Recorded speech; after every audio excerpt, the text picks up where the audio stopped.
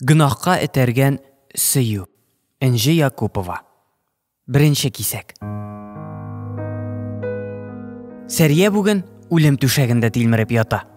Моңсу күзләрен өйнең агач түшәменә төбәгәндә тынып калган. Җаны тәне үтереп сызласа да, ул ыңгырашмый, түзә. Бу дөньядагы газапларыннан котылып, үлеп кенә китәр иде дә. Булмый. Вакыты җитмәгән күрәсең. Үзенә булышып та, бу фанни дөньядан китеп булыр иде дә. Ярамый. Үз-үзенә кул салуны Сәрия бик олы гынахка саный. Хәер, гынах дип, ул булай да бик зур гынах кылган кеше бит. Инде ничә еллар буе шушы гынах эзләрен белгертмәскә тырышып яши. Тик уйлары шул каһәр төшкән көнгә алып кайта. Дөресрәге, бик тырышса да оныта алмас иде ул чакларны Сәрия. Чөнки олы гынахының тамгасы булып, күз каршында гел үги улы Фәрит басып тора. Бар иде кайчандыр Сәриянең яшь чаклары. Уйнаклап торган, матур йөзле, килешле буйсынлы, сүзгә кисәгә кермәгән, ут чәчеп торучы кыз иде ул. Олыны олы, кешене кеше итә белде. Нинди генә эшкә тотынса да кулыннан килә иде. Мәктәптә яхшы укыды, исеме гел макталды. Бу кыз кемнең бәхетенә туды микән дип сөйләнде авыл халкы. Акыллы, уңган Сәриянең авылда абруе зур иде. Ә бер көнне авылга читтән ят гаилә күченеп кайтты. Ата-ана нигезенә кабат жан өрергә теләүче гаилә башлыгы табиб, тормыш иптәше укытучы иде. Ике балалары Сәрия белем алган мәктәпкә укырга килделәр. Олы бала Фәргать Сәриянең сыйныфташы булып куйды. Ә сеңлесе беренче сыйныфка аяк басты. Бер күрүдә шатты Сәрия Фәргатьне. Шатты гынамысың? Башы аягы белән аңа гашыйк булды ул. Көннәр буе дәрестә аңа текәлеп карап утырулар дисеңме? Барлы-юклы сәбәпләр табып, аның белән аралашырга теләүләр дисеңме? Берсе дә калмады. Дәрес биремнәрен аңламаган булып Фәргатьтән ярдәм сорарга да уялмады Сәрия. Юкса үзе бөтен нәрсәне белә. Яхшы укучы да, егеттә төшеп калганнардан түгел, укуда үрнәк, тәртипле, күз алмаслык, шибәр.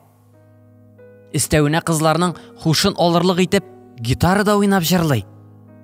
Аңа гашыйк булган Сәриянең йөрәге шашып тибә. Егеткә тагын да якынрак булу өчен мең төрле сәбәп эзләп бер алдына, бер артына төшә.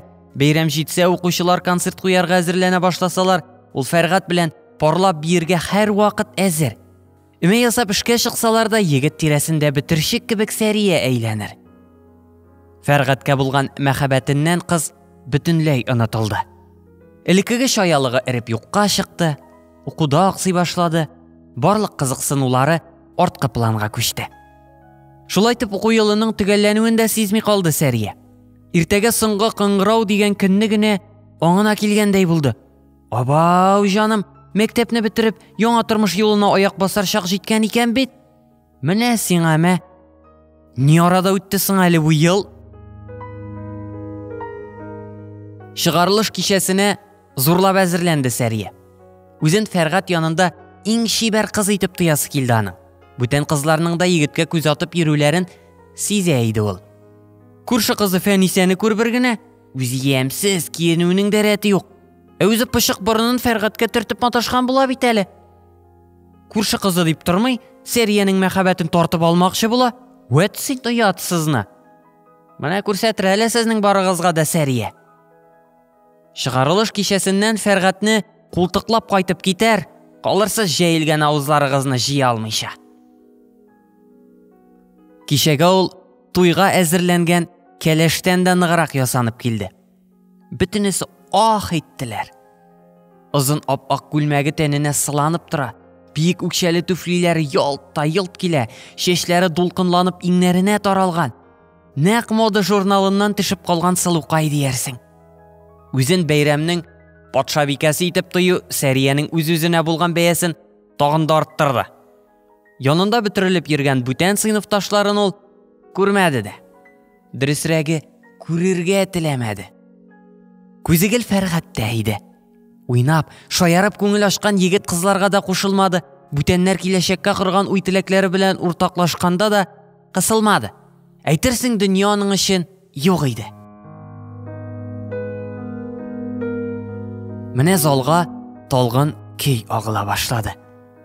Мәхәббәтеннән башы әйләнгән Сәриягә дә кинәт җан керде. Менә вакыт җитте. Хәзер Фәргате аның янына килер дә биергә чакырыр дип көтте ул. Иманы камил. Егет нәкъ менә аны, Сәрияне сайлаячак. Оннан да шибәр. Кем бар бүген биредә? Юк, билгеле. Бар Сәрия генә. Тик шунда көтелмәгән хәл булды. Егетләр төркеме яныннан кузгалган шибәр Фәргат кызлар янына килә башлады. Шатлыгыннан менә чыгам, менә ярылам дип типкән йөрәген кая куярга белми куанган Сәрия дә егеткә таба берничә адым ясады. Нәрсә соң әле бу? Фәргат Сәрия яныннан ваемсыз гына үтеп китте дә, бер читтә ялгызы моңаеп торучы Фәнисә янына килеп кулын бирде. Дөнья сүнде. Яшәүнең яме калмады. Йөрәктәге көчле ялкын әшәке телләре белән бөтен тәнне ялады. Битләр уттай янды Сәриянең. Моңарча әле бер генә тапкыр да мондый кимсетүләр кичергәне булмады аның. Яшен шарыдай ул урамга атылды. Яңа гына яңгыр явып беткән иде. Күлләүкләрне йыра-йыра кыз урам буйлап йөгерде дә йөгерде. Ак күлмәге пычрак чәчеп каралганга да игътибар итмәде. Ялтыравык туфлиләренең төшеп калуыннан да курыкмады. Капкаларыннан йөгереп кирип, өй баскычына утырды да үкси-үкси елап җибәрде. Узак елады Сәрия. Күз яшьләре таммый башлагачта бер ноктага текәлеп бик узак утырды әле. Күпме шулай газапланган булыр иде, урам якта кемнәрнеңдер сөйләшкән тавышларын ишетеп тынып калды. Куркулары хак булды. Мәктәп яныннан сөйләшә-көлешә Фәргат белән Фәнисә кайтып килә иде. Аларны бергә күрү Сәриянең рәнҗеш тулы күңел савытына соңгы тамчы суны истәүгә тиң иде. Ятсызлар. Фәнисәне күр бер генә, күрше була торып. Сәриянең Фәргатны ничек яратуын күрә торып, Фәргатны өенә кадәр озаттырып куя бит. Мәгәен Сәрияне мыскыл итү өчен махсус шулай эшлидер ул. Юк, җитте. Бу хәлгә шик куярга кирәк. Сәрия туктатыр сезне. Сәрия булдырыр. Әле үкенерсең Фәнисә. Ә син Фәргат барыбер минеке булачаксың. Шушы уйларына үзе куанып, Сәрия баскычтагы урыныннан торды. Бакча артларына үтеп, бәйдәгетләрен ышкындырды да урам якка үткәреп җибәрде. Ят кеше барлыгын сизгән эт бөтен урамны яңгыратып үрергә кереште. Аның тавышына чыдарлыклары калмаган Фәргат белән Фәнисә тизрәк саубуллашып, аерылу ягын карадылар. Сәриягә шул гына кирәк иде дә. Яшьле күзләрен сөртеп, ул караватына кирип ауды. Мәкерле ният белән сөйгәнен тартып алучы Фәнисәдән ничек үч аласын уйлый-уйлый, озак газапланып ятканнан соң көч хәл белән йокыга талды. Таң беленеп килгән мәлдә син Фәргат бары минеке генә булачаксың дигән ант сүзләрен язгы җилдән башка берәү дә ишетмәде. Шул көннән башлап Сәрия Фәргатның яшерен шәүләсенә әйләнде. Кеше кара янында күңелендә ниләр булуын белгертмичә елмаеп көлеп йөрсә дә, йөрәгендә вулканнар атты, таулар ишелде, шартлады. Егеткә күрсәтмичә ул аны һәр кич күзәтте. Фәнисә кичләрен сирәк күренә иде.